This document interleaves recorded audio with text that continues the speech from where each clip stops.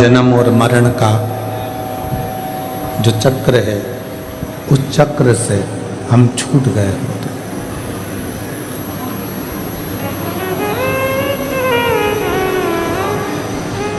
जो निकल गया, जिसको हमने गवा दिया, उसका स्मरण हम बार बार ना करें।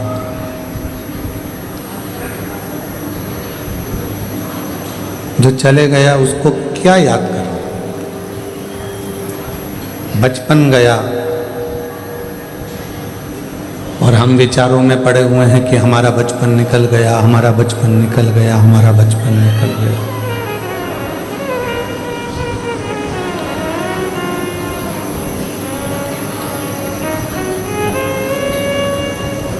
जवानी चली गई किसी किसी की, हम उसी स्मरण में डूबे हुए हैं कि हमारी जवानी चली गई, युवान अवस्था हमारी चली गई।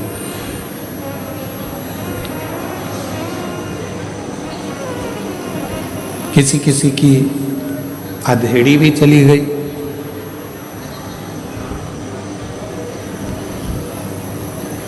अब बुढ़ापा आया है तो बुढ़ापे में विचार आ रहा है कि मेरा बचपन, जवानी, अधेड़ी सब चली गई। और अब जो ये अवस्था है बुढ़ापे की,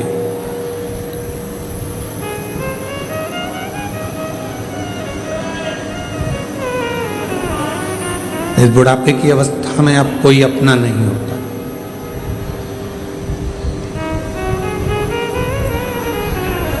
और बचपन खेल में खोया, जवानी नींद भर सोया, बुढ़ापा देख कर रोया, सिर मौत हंसती है। बचपन गया, जवानी गई। आवाज सेट नहीं है तुम्हारी साउंड की। बचपन गया, जवानी गई, अधेड़ी गई, आया केवल बुढ़ापा। और बचपन खेल में खोया, जवानी नींद भर सोया, बुढ़ापा देख खोया, सिराने मौत हंसती है।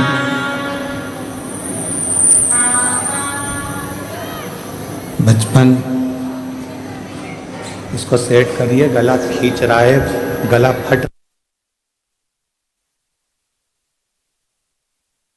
जवानी, अधेड़ी और बुढ़ापा, ये चार अलग अलग अवस्था है।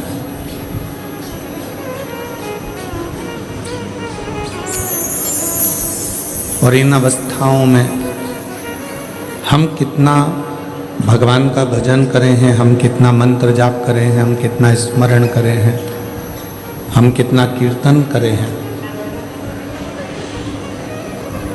शिव महापुराण में एक बात और अच्छी बताई कि मान लो हम यदि भगवत नाम कीर्तन ना कर पाए, हम भगवत भजन ना कर पाए, हम स्मरण ना कर पाए, हम मंत्र जाप ना कर पाए,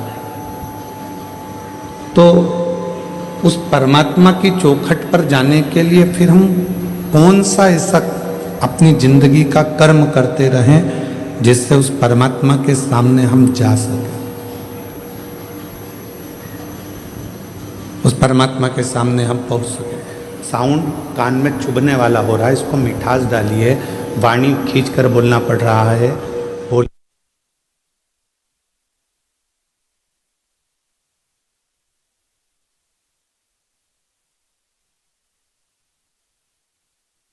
कर्म कौन सा ऐसा कर दिया जाए जिस कर्म को कर कर हम उस परमात्मा के सम्मुख में पहुंच जाएं,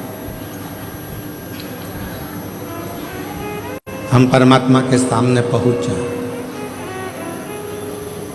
और शिव महापुराण में वेद व्यास जी वर्णन करते हैं कि वो एक कर्म ऐसा है सत्कर्म।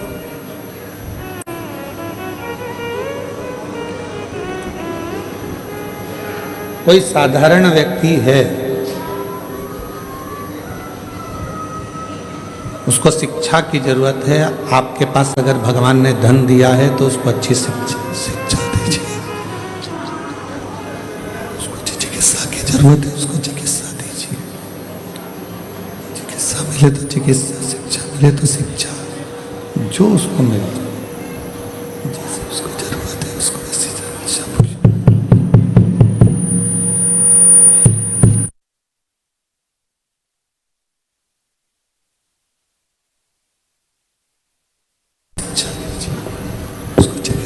जरूरत है उसको चिकित्सा दीजिए। शंभो शरण मांगो घड़ी रे घड़ी दुख काटो, दया करी दर्शन आपो। शंभु शरण पर मांगो घड़ी रे घड़ी दुख काटो, दया करी दर्शन आपो। जहाँ शिक्षा की जरूरत है वहाँ शिक्षा दीजिए, जहाँ चिकित्सा की जरूरत है वहाँ चिकित्सा दीजिए। शिक्षा और चिकित्सा ये दो शब्द, चिकित्सा भी दे सकते हैं, शिक्षा भी दे सकते हैं, ये दोनों दे सकते हैं।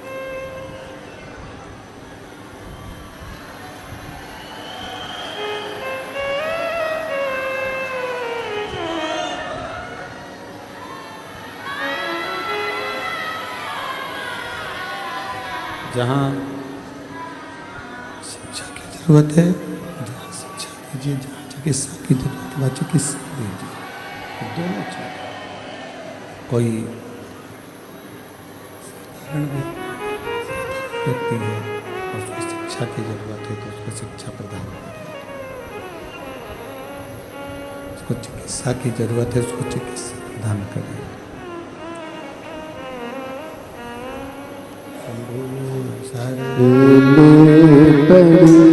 मांगो घड़ी रे घड़ी दुख काटो, दया करी दर्शन आपो। बड़ी हो रही है, कुछ भी नहीं है। माइक की डोरी मोरी सब अच्छी है तो मैं सेट नहीं कर पा रहा हूँ। दो शब्द निकलते हैं बाकी। शंभु शरण पर मांगो घड़ी रे घड़ी दुख काटो, दया करी दर्शन आपो। शंभु शरण पर बाबा की कथा कर रहे हैं। कोई साधारण व्यक्ति है और उसको शिक्षा की जरूरत है तो उसको शिक्षा दीजिए। कोई साधारण व्यक्ति है उसको चिकित्सा की जरूरत है उसको चिकित्सा दीजिए। इस शिक्षा और चिकित्सा परमार्थ के दो कार्य ऐसे हैं, ये दोनों कार्य हमको उस ईश्वर के सामने खड़े रहने का बल देते हैं। शिक्षा भी देती है, चिकित्सा भी देती है। ये दोनों, शिक्षा और चिकित्सा, ये दोनों हमको उस परमात्मा की साक्षीकरण में खड़े रहने का बल प्रदान करते, बल देते।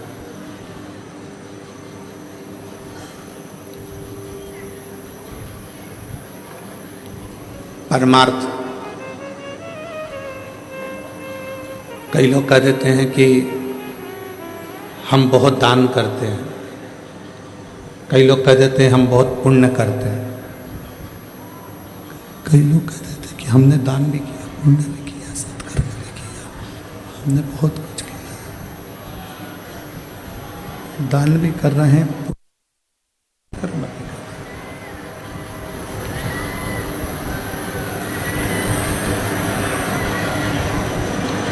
अब शिव पुराण की कथा कहती है, भगवान शंकर का चरित्र कहता, शिव तत्व कहता, किसको दान कर रहे हैं?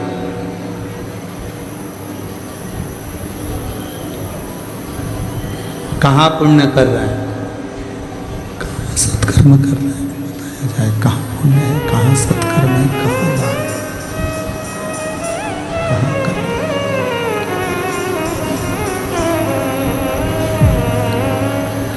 तो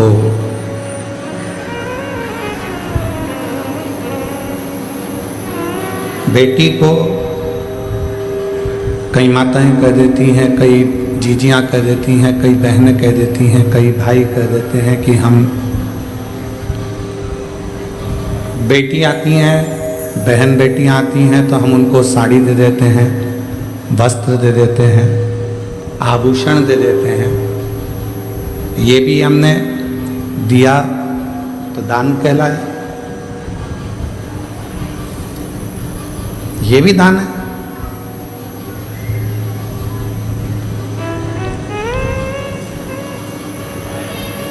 थोड़ा सावधानी से सुनिएगा कथा को। तुम्हारी बहन आ रही है, तुम्हारी बेटी आ रही है और उसको तुम कुछ दे रहे हो, वो दान नहीं कहलाएगा, वो उसका हक कहलाएगा। ऐसे नहीं दोगे तो दूसरी तरह से लेना आता है, उसको दान नहीं कहेंगे। बहन को कल साड़ी दिला दी तो तुमने सोचा कि मैंने उसको साड़ी दिला दी है, तो तुमने सोचा कि मैंने उसको दान कर दिया, उसको वस्त्र दिला दिया तो तुमने दान कर दिया, उसको आभूषण दिला दिया तो दान कर दिया।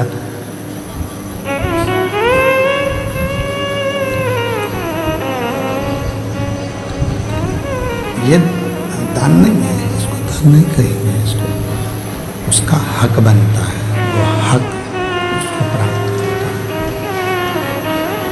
उसका हक है। भोलेनाथ तो कैलाशी कैलाशी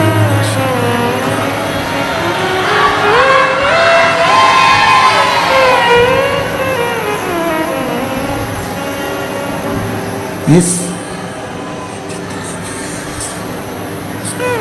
शंभु शंभु शंभु शंभु शंभु शरण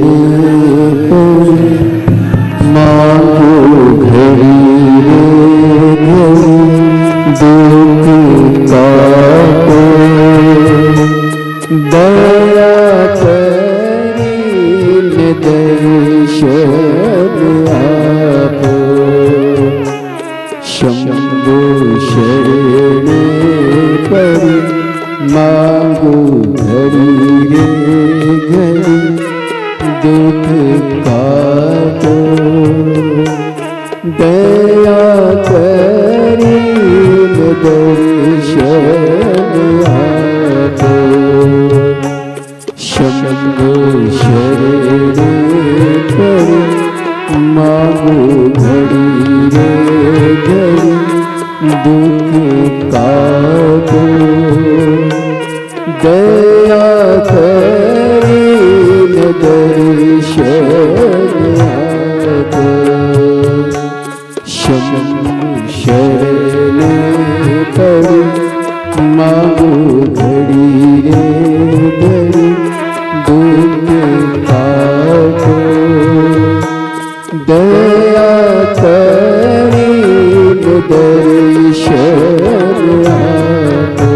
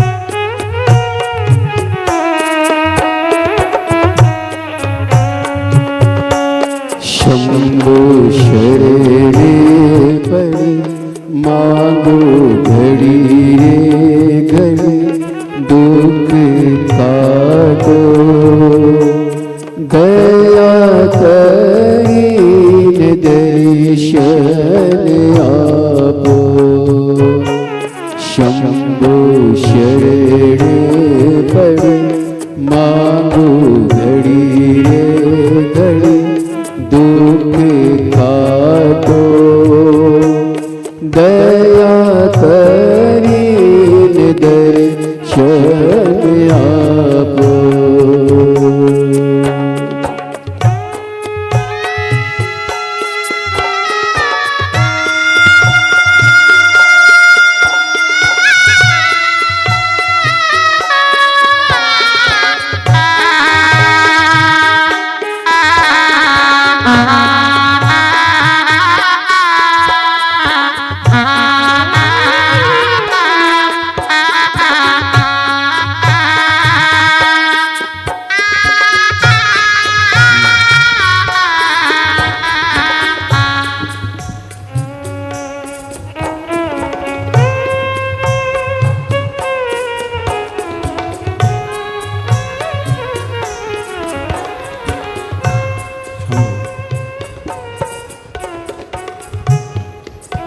कई लोग कह देते हैं कि बहन बेटी को दिया तो दान दिया।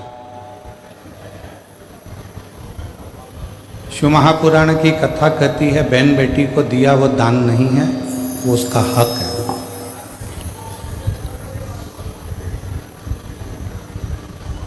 उसको दान नहीं कह सकते, वो उसका हक बनता है।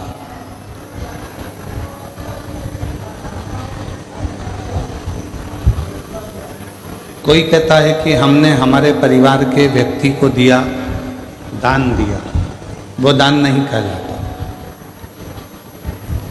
दान की परिभाषा किसको कही गई कि परिवार के अंदर कोई दूसरा व्यक्ति है, मान लो कोई रिश्तेदार है और उसका बच्चा पढ़ना चाहता है, शिक्षा अध्ययन करना चाहता है,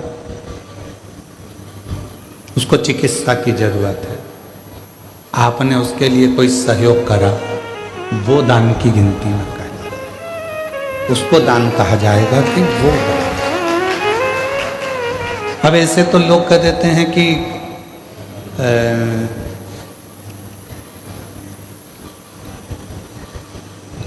कितना सुंदर कहा है कि यदि हम किसी व्रत का उद्यापन करते हैं, हम किसी व्रत का यदि उद्यापन कर रहे हैं और उद्यापन यदि हम कर रहे हैं तो उद्यापन करने में भी पहला प्रयास होना चाहिए कि बाहर की जो माताएं हैं, बाहर के जो जोड़े हैं, बाहर के जो लोग हैं, उद्यापन में पहले उनको गिना जाए। और हम क्या करते हैं, अपने घर में ही उद्यापन करना है। घर की तो देवरानी जेठानी इतनी सारी हैं, वैसे भी तो बुलाना ही पड़ेगा, तो वैसे की जगह ऐसे बुला लो, गिनती की गिनती हो जाएगी और उद्यापन का उद्यापन हो जाएगा। मतलब तुम्हें काम निपटाना है, तुम्हें उस उद्यापन का फल प्राप्त नहीं करना, तुम्हें उस उद्यापन का फल नहीं चाहिए, तुम्हें केवल काम को निपटाना है, केवल काम निपटाना नहीं भाई। उद्यापन करोगी तो देवरानी तो भोजन करेगी करेगी, जेठानी तो भोजन करेगी करेगी, ननंद भी आएगी, नंदोई भी आएगा, तो इन सबको तो तुमको भोजन कराना है, पर इनको उद्यापन में नहीं गिनना है। उद्यापन में उनको गिनो जो दूसरे हैं। क्यों? हम अगर जेठानी को भोजन करा रहे हैं उद्यापन में और जेठानी झूठे बर्तन को हाथ लगा रही है, हम ननंद को भोजन करा रहे हैं उद्यापन में और ननंद पट्टी बिछा रही है, भोजन परोस रही है, काम कर रही है, तो तुम्हारे उद्यापन का फल कहां से मिलेगा तुमको?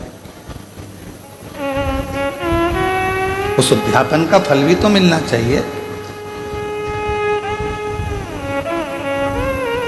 उसका फल भी तो प्राप्त होना चाहिए। हमें फल कब मिलेगा? जब हम कोई दूसरा आया है उसके लिए पट्टी बिछा रहे हैं, आसन लगा रहे हैं, भोजन की थाली तैयार कर रहे हैं, भोजन करा रहे हैं, पकवान दे रहे हैं, उनको कोई सामग्री दे रहे हैं, तो वो उद्यापन का फल प्राप्त होगा।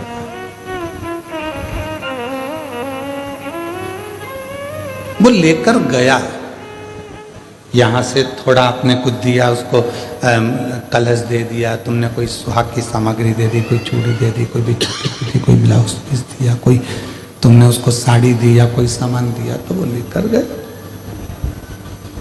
वो लेकर पहुंचा, तो वो उद्यापन है। अब तुमको मालूम है कि अगर मैं उद्यापन करूंगी तो मुझे ननंद को तो बुलाना पड़ेगा, मम्मी नहीं मानेंगी। तुमको मालूम है कि मैं उद्यापन करूंगी तो मुझे जेठानी को तो बुलाना ही पड़ेगा, देवरानी को तो बुलाना ही पड़ेगा, जेठानी को बुलाना ही पड़ेगा, मानेंगे नहीं घर के लोग। तो क्यों ना उनको भी उद्यापन में जोड़े में गिन लूं, और तुमने उनको भी उद्यापन के जोड़े में गिन लिया और विचार करा, मेरे 16 जोड़े पूरे हो गए, मेरे 16 सोमवार का उद्यापन हो गया, अब भगवान शंकर मुझे फल देंगे। शंकर जी सोचे, जितनी चतुर तू है उससे चौगना चतुर मैं हूं।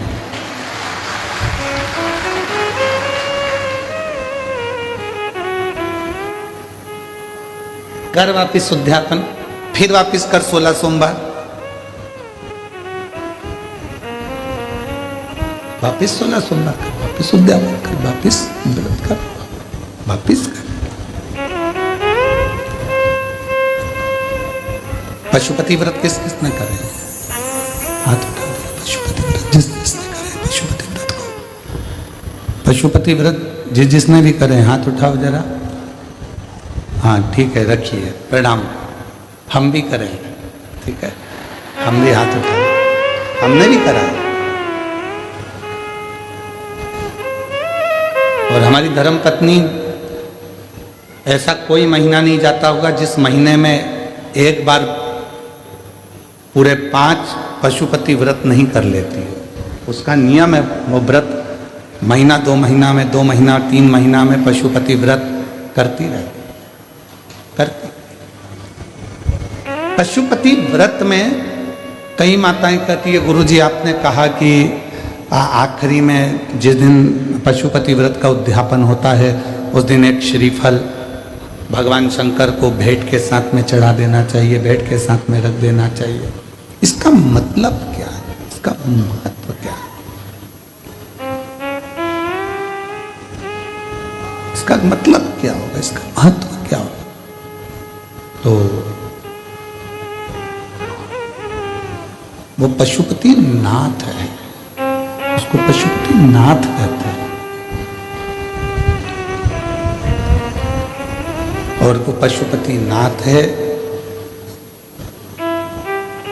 पूरे 5 व्रत में हमने मान लो कोई गलती करी हो, 5 व्रत में हमने भगवान को शीश नहीं झुकाया हो, 5 व्रत में हमने भगवान को नमन ना करा हो, तो ये जो श्रीफल है, जो ये श्रीफल, जो ये नारियल है, ये शीश का काम करता है। श्रीफल नारियल शीश का काम करता है। और ये श्रीफल नारियल हम भगवान शंकर को देते हैं। ये श्रीफल नारियल भगवान शंकर को देते हैं, दान करते हैं। शंभो शंभो शंभो शंभो शंभो।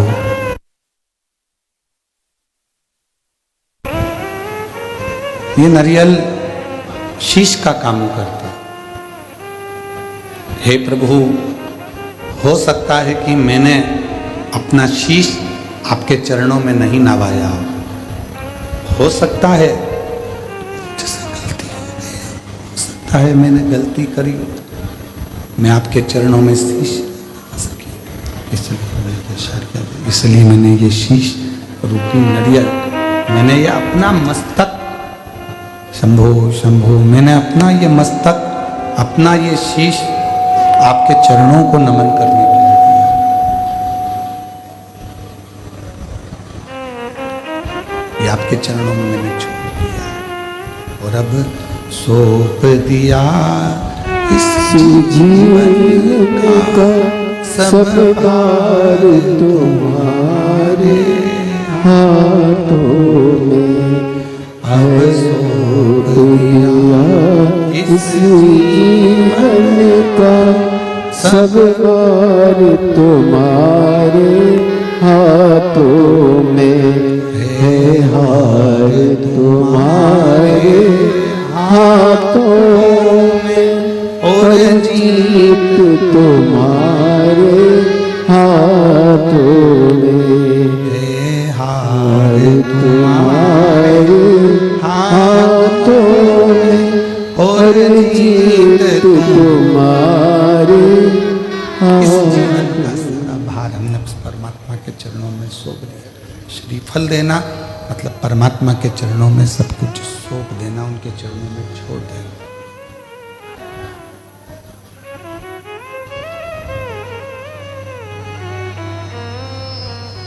ये जितना कई लोग कहते हैं गुरुजी, गुरुदेव, हम आप कहते हो कि पूर्व समय का हमारे कर्म का भोग हमको इस जन्म में आकर भोगना पड़ता है। हमारे पूर्व का कर्म का दंड हमको इस जन्म में भोगना पड़ता है। हाँ, भोगना तो पड़ता है।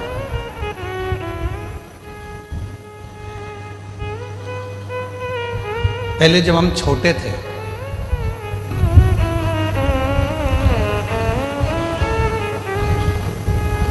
बहुत ज्यादा छोटे थे,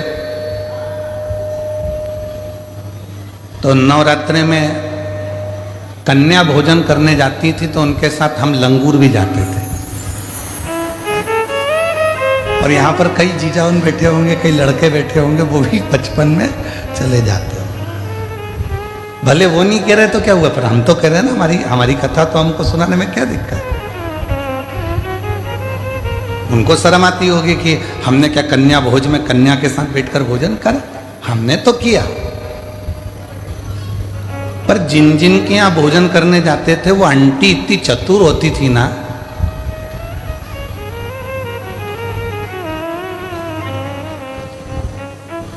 पूड़ी बनाती, हलवा बनाती, सब्जी बनाती।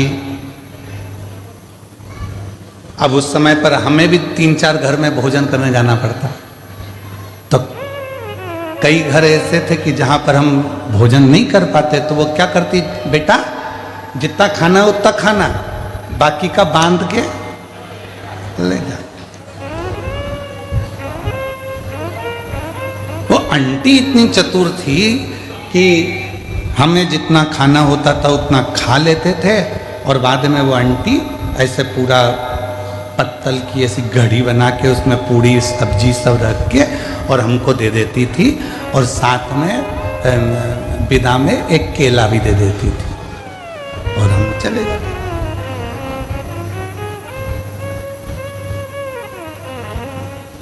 उस समय का देवी जी के समय पर जो हमने कन्या भोज में भोज करा और जो पत्तल लेकर आए, आज समझ में आता है कि उनके घर में हम पूरा नहीं खा सके तो उसने पत्तल में बांधकर दे दिया। उसी तरह ऊपर भी हमारा कर्म का दंड हम पूर्व जन्म का नहीं भोग सके तो उसने हमारे जन्म के साथ पत्तल में बांधकर अभी दे दिया।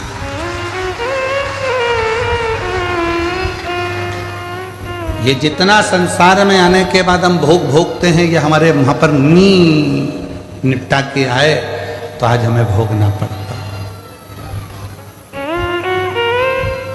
कोई पूर्व का कर्म जो था वो हम नहीं भोग सके तो उसका थोड़ा सा भाग रह गया, और वो भाग आज हमको भोगना पड़ा।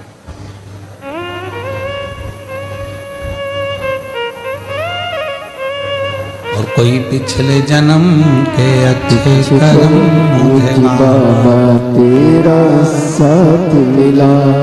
हम पिछले जन्म के कर्मों का भोग भोगते भोगते भोगते भोगते इस जन्म का भी भोग भोग रहे हैं, और कोई हमारे पूर्व में हमने कोई पुण्य करा होगा, मेरी जीजियों ने, मेरे जीजाओं ने, मेरी बेटियों ने, बेटाओं ने, मेरे बुजुर्ग माँ बाप ने कोई पुण्य करा होगा, उस पुण्य का फल ये मिला कि बड़ौदा में शिव पुराण की कथा हुई और उस पंडाल में अपन जाकर बैठे। ये पूर्व का पुण्य है, पूर्व का पुण्य। कोई अच्छा कर्म हमारी जिंदगी में हमने करा होगा तो वो हमारे सामने आकर प्रकट होगा।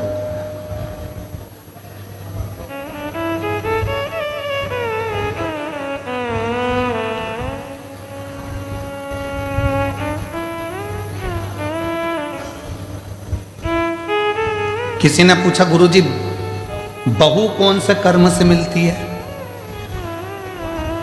हमने कहा गाय को रोटी खिलाने से।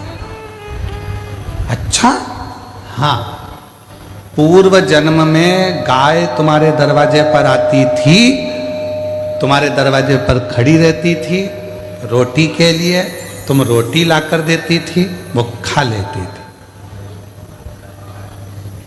दूसरी बार फिर आती थी, तुम रोटी नहीं देती थी, घर के लोग कहते थे अभी तो दी थी, अभी तो दी थी, और उसको डंडा उठाकर चिल्लाकर भगा देते। बस वो ही गाय तेरे घर बहू बन के आई।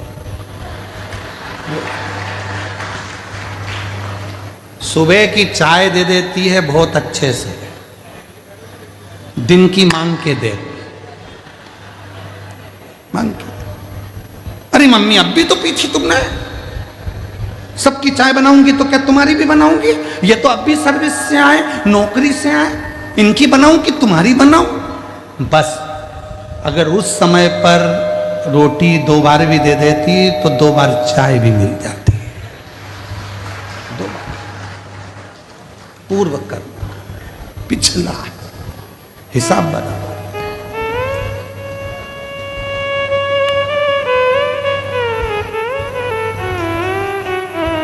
एक पुरानी कथा बा, बहुत पहले हम श्रवण कराए थे, आज फिर स्मरण में आ गई कि एक राजा के लड़के की शादी हुई और राजा के लड़के की शादी हुई और घर में बहू आ गई। शयन कक्ष में बहू पहुंच गई सोने के लिए। बेटा सो रहा था, पत्नी ने उस राजा के लड़के की तलवार जो निकाली म्यान में से, म्यान इतनी सुंदर है,